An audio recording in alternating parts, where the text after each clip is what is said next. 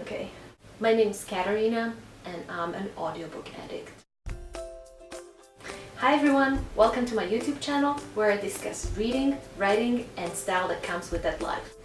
Today I'm going to be discussing audiobooks because I think audiobooks are the best thing ever, and if you are not listening to your favorite authors right now, you might be missing out on a whole lot of awesome things. Let's take a look at 5 most common myths and reasons why you should get into audiobooks right now.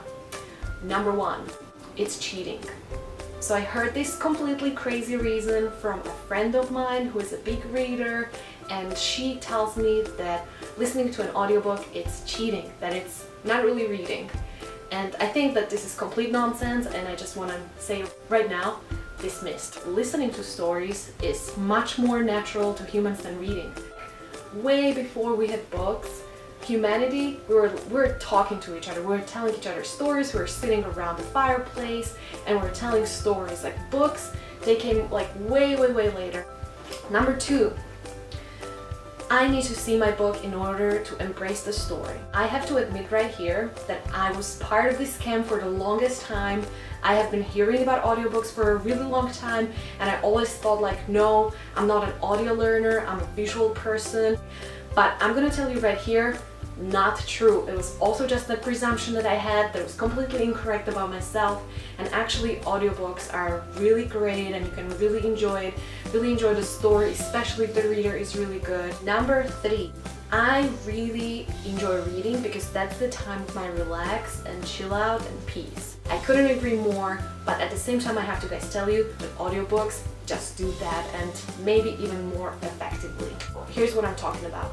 When you're reading a physical book, you're only reading. That's the only thing you're doing. You cannot drive a car, or you cannot run on the street, you cannot cook, you're just reading, that's it. And it's amazing. If you're the kind of person, if your lifestyle allows for you to just have a couple of hours per day for just reading, amazing, go for it. Since I live in New York City, I'm gonna make this assumption that we're all just crazy busy and we just don't have the time. When you listen to an audiobook, you can actually do a lot of useful things. Mundane things are your best friends. I really care about healthy lifestyle. Believe it or not, I actually cook most of my meals, and you know what I do while I'm cooking every day?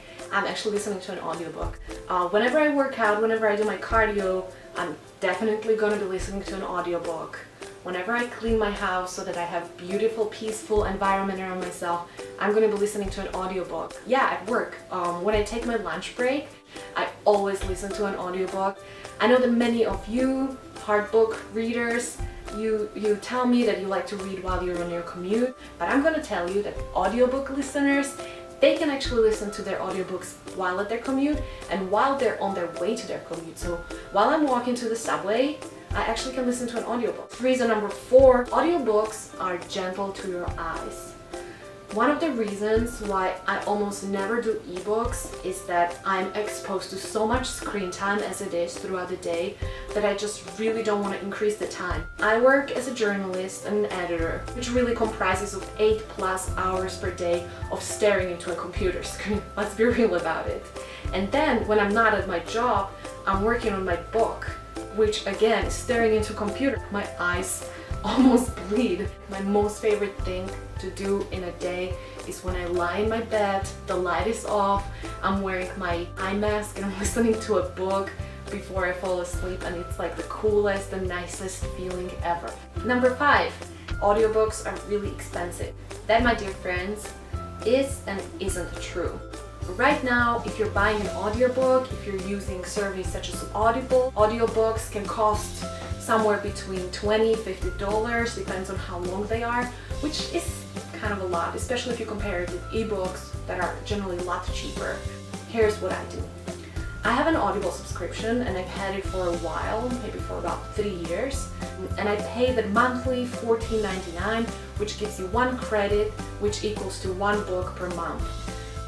Obviously, 1 book per month is like just a drop in the ocean. So in addition to that, I'm also a member of New York Public Library, which I adore. I love you so much, New York Public Library. Totally, big time. I complement my Audible subscription with New York Public Library. New York Public Library I'm using with an app called Overdrive, which is not perfect, but it's totally sufficient. in order to have these two working out really well, you have to think a little bit strategically. So what I do is that I think ahead of time. I'm subscribed to several newsletters, I'm subscribed to Penguin, I'm subscribed to New York Times book review, I'm following Teen Vogue because obviously you need your fix of YA novels, and you know, Bookish and whatnot. I'm following everything and I'm trying to decide what books am I going to read. I add all of them on Goodreads, and as soon as I get excited about a book, I just go on my overdrive and I place a hold. Usually in New York Public Library, you have to wait for a book for, I don't know, anywhere between a month and 10 years. But if you play your cards right, you place your holds, you don't even feel like you're waiting for a million years for a book. And especially if you complement it with your subscription to Audible, it can really work very smoothly. When it comes to Audible, I usually get my books from there that I cannot get in New York Public Library, or books that have a really long wait list, or books that are really expensive because they're really long. For example, I got A Little Life from Hanya Yanagihara because New York Public Library didn't have it as an audiobook. Also, it's a really long book, so it was quite pricey, so I used my credit from Audible to get A Little Life. And in the meantime, while I was reading A Little Life, you know, a lot of holds came through, and then I was able to just like continually read some other books. That way I'm paying only $40.99 per month, and I'm listening to as many books as I like. There's really a lot of great fresh titles in New York Public Library. It's almost perfect. Really, almost everything I want is there. Of course, some indie titles, it's really hard to find them because not all the books are being made into audiobooks, which is a pity, and I hope that's going to change in the future. So those titles you have to read as normal books or ebooks. I think that in this day and age where everybody's so busy and working on multiple different projects at a time, it comes as a little miracle in our lives that we can actually find a time to read a lot of books.